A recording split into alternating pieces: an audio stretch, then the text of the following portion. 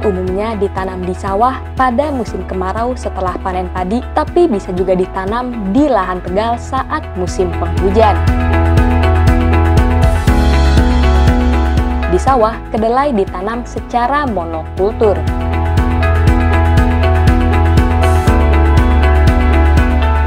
Sedangkan di lahan tegal secara tumpang sari. Kedelai juga bisa ditanam tumpang gilir dengan tanaman lain seperti jagung, cabai, dan buah-buahan. Budidaya kedelai bermanfaat ganda, selain dipanen bijinya, juga bisa menyuburkan tanah.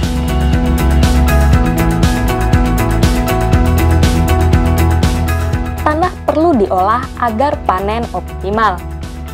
Di lahan bekas padi, cukup membersihkan lahan dari sisa jerami.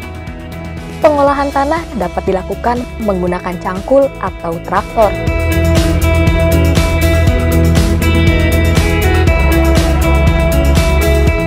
Kemudian buat saluran irigasi dan drainase dengan ukuran jarak antar saluran di petak lahan maksimal 4 meter.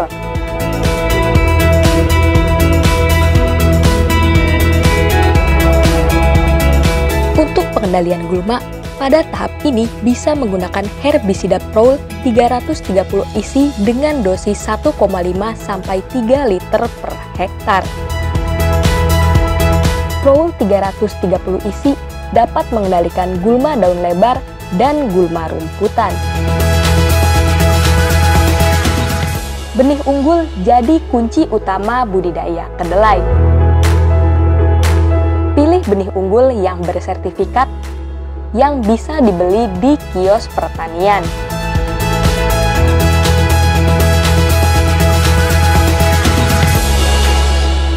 Bisa juga benih didapat dari hasil tanam sebelumnya.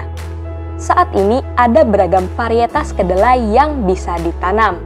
Setiap varietasnya memiliki ciri khas seperti varietas kedelai berbiji besar cocok untuk pembuatan tempe dan varietas berbiji kecil untuk bahan pembuatan tahu. Untuk mengetahui daya tumbuh benih, perlu uji perkecambahan.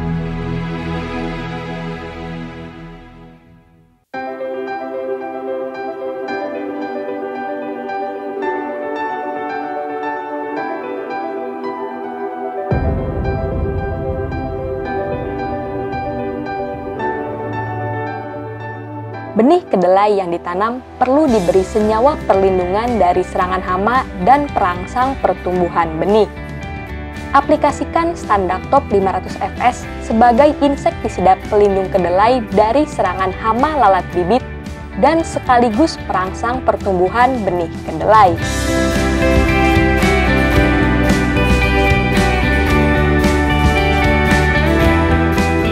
Jika kedelai ditanam di lahan yang belum pernah ditanami kedelai, benih perlu dicampur dengan rhizobium atau masukkan rhizobium ke lubang tanam pada saat penanaman.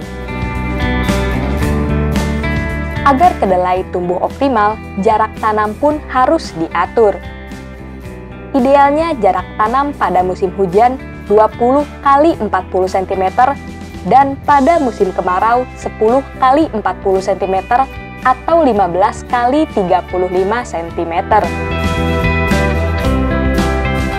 Pada kondisi lahan cukup lembab, benih kedelai ditanam dengan cara diletakkan pada permukaan tanah lalu ditutup jerami.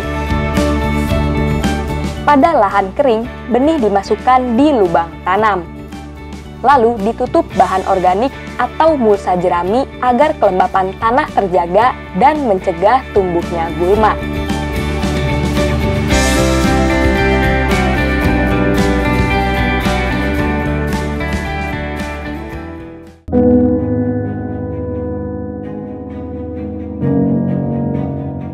Awal pertumbuhan, kedelai membutuhkan pemeliharaan mulai dari ketersediaan air, pengendalian gulma, pemupukan, pengendalian hama dan penyakit tanaman.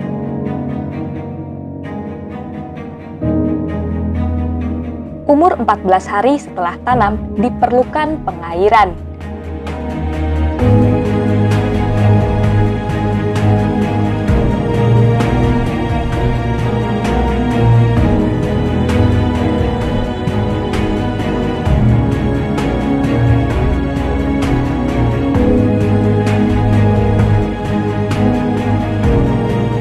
Sedangkan pemupukan dilakukan pada kedelai umur 15 hari dengan pemberian 75 kg urea, 100 kg TSP, dan 100 kg KCl per hektar lahan.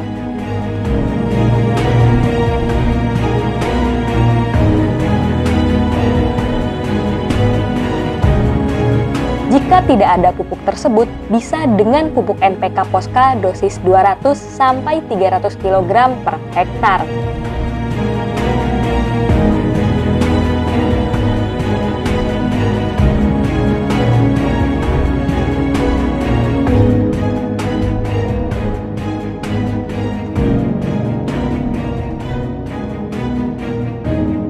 Saat tanaman kedelai berumur 30 hari, percabangan dan daun akan membentuk kanopi yang menutup permukaan tanah. Pada kondisi normal, tanaman kedelai akan membentuk bintil akar.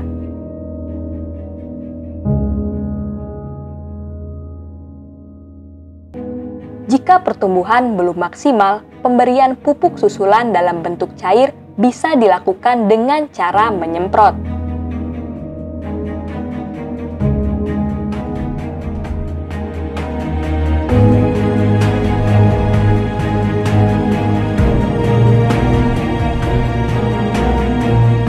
Cabriotop 60WG mengandung dua bahan aktif yang mengendalikan penyakit yang disebabkan oleh jamur dan mengandung ZPT yang memacu pertumbuhan tanaman lebih hijau dan segar. Cabriotop 60WG diberikan pada 30 hari fase vegetatif dan 45 sampai 60 hari fase generatif.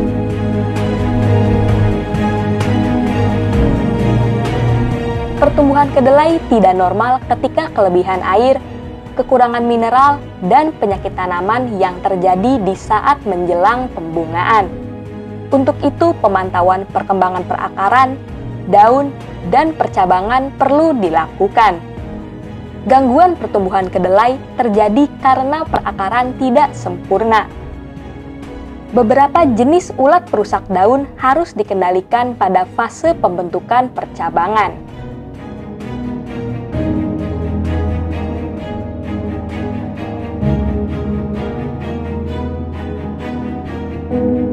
Perkembangan tanaman akan terhambat karena adanya hama penghisap jenis kutu. Pengendalian hama pada kedelai bisa menggunakan insektisida kontak dan sistemik yang diaplikasikan secara semprot pada pagi atau sore hari. Untuk mengendalikan hama tersebut dapat digunakan Fastak 15 isi dengan dosis 1-2 liter per hektar mulai dari fase vegetatif hingga terbentuknya polong. Selain itu, dapat digunakan secara bergantian dengan Regen 50 SC dengan konsentrasi 1-2 ml per liter.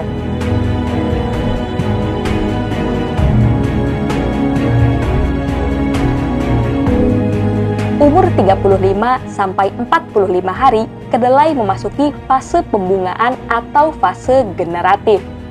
Pertumbuhan tunas dan daun terus berlanjut sampai terbentuk polong. Untuk memaksimalkan terbentuknya polong, diperlukan pupuk pelengkap cair dengan kandungan unsur fosfor dan kalium. Saat polong mulai terbentuk, tanaman harus dilindungi dari hama perusak daun maupun perusak polong. Penyemprotan insektisida dilakukan pada pagi setelah matahari terbit atau sore sebelum matahari terbenam.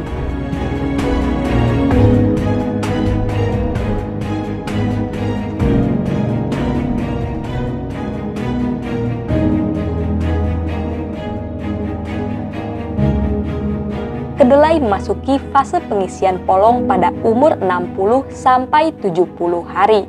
Fase ini rawan serangan hama pengerek polong, penghisap polong, dan pemakan polong.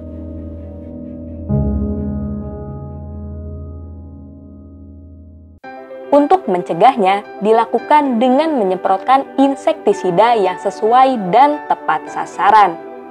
Pada fase ini pula, kedelai butuh air yang cukup agar polong bisa terisi penuh. Umur 65-75 hari, kedelai sudah bisa diperkirakan panen. Caranya yaitu dengan menghitung jumlah polong per rumpun. Biasanya setiap rumpun minimal menghasilkan 100 polong.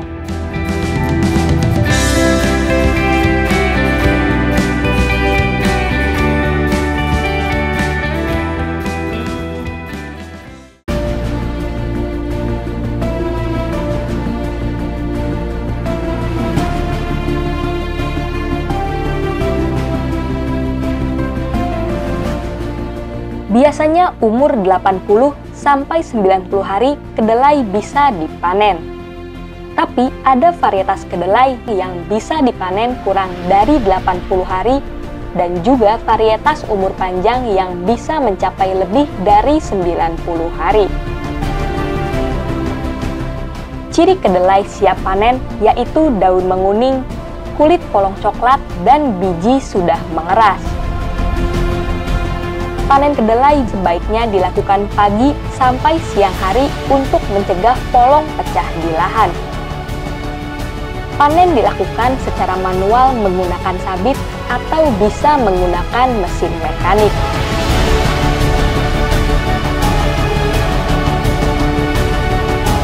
Berangkasan kedelai perlu dikeringkan sebelum dirontok bijinya. Perontokan biji kedelai dilakukan secara manual dengan ditempa dengan batang kayu atau dengan mesin perontok.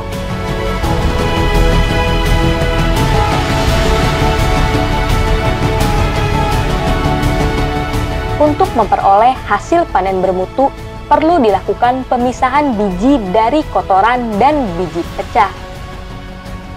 Untuk biji kedelai yang akan dikirim ke pabrik, kadar kotoran maksimal 3%.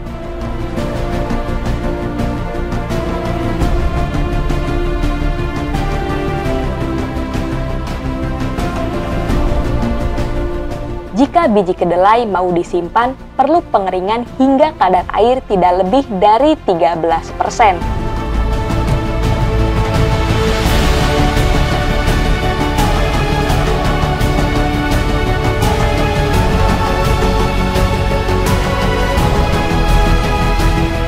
Kedelai yang sudah dipanen harus segera diproses untuk mencegah hama pasca panen, yaitu kumbang bubuk.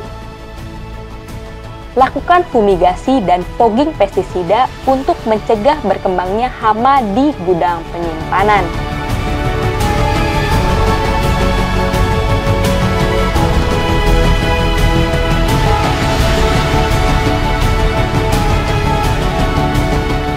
Jangan lupa, fumigasi maupun fogging harus memperhatikan standar keamanan, yaitu dengan peralatan perlindungan.